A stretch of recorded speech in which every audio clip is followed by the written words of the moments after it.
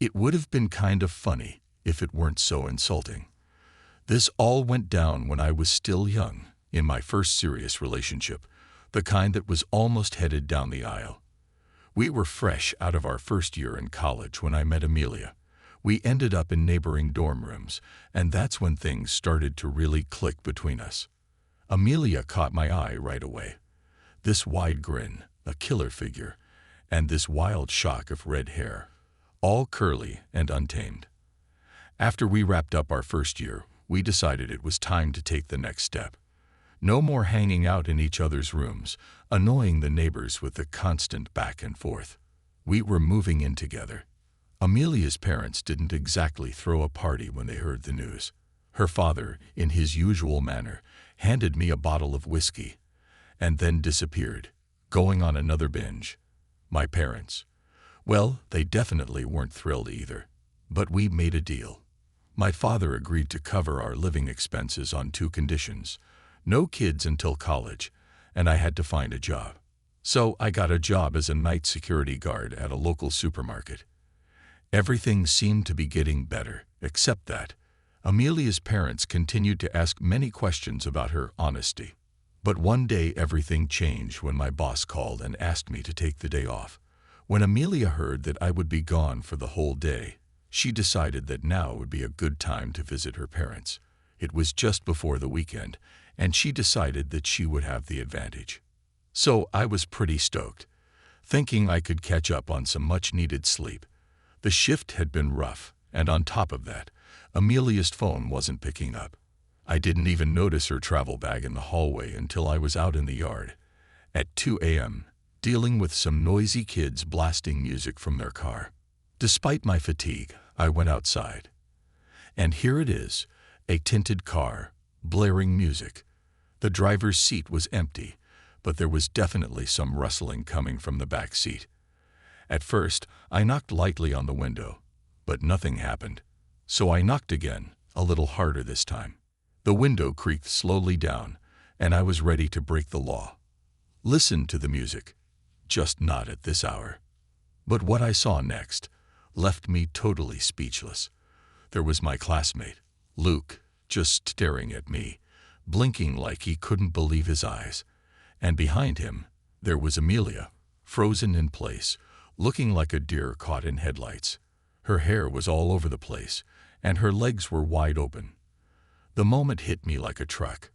I don't remember in detail what happened next, but I know that something primal came over me.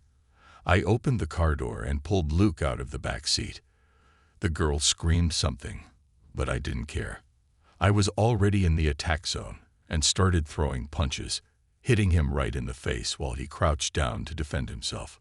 Leaving the whimpering guy crumpled on the ground, I turned back to Amelia. She'd already managed to put her panties back on and was striking some defensive pose. "Don't come any closer," she shouted, waving a wooden stick around like she was ready to fight. "Let's talk this through in the apartment," I said, raising my hands in a calm, non-threatening gesture as I took a step forward. "I'm not going," she snapped back at me. "All right," I replied, rolling with it, and before she could put up any more resistance, I picked her up and tossed her over my shoulder. I wasn't going to waste any more time. I dropped her like a sack of potatoes in the hallway when we got home and went straight into the kitchen. A few minutes later, we were sitting across from each other. "You've got it all wrong," she said, her breath smelling like alcohol as she tried to explain her betrayal. "It wasn't like that. We were at this barbecue, remember? You were invited too, but you didn't want to go." She trailed off, and I could tell she was getting nervous. Luke had apparently come to pick her up himself, and then she went quiet. We had a few drinks, and I don't know how it happened. He started bothering me, and I just passed out on the way home, she said, but then she held out her arms to me as if I was supposed to believe any of it. And then she said something that honestly made my stomach churn. "You saved me," she whispered. "Wait, what?"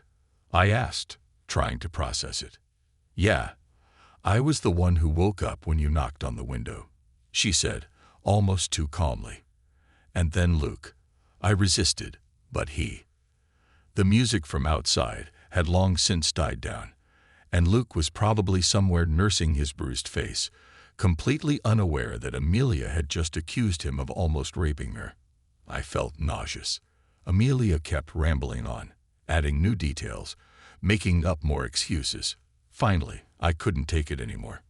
I slammed my fist on the table so hard that the sugar bowl bounced, and she finally shut up. For a second. Then, she broke down crying. I couldn't do this. I got up and walked out, leaving her there in the kitchen, surrounded by her mess, her lies, and her drama. After that night, we barely spoke. It didn't take long for Amelia to drop out of college and go back to her parents. Word on the street was that she even got married. As for me, well, I went through a couple more serious relationships, but never ended up tying the knot.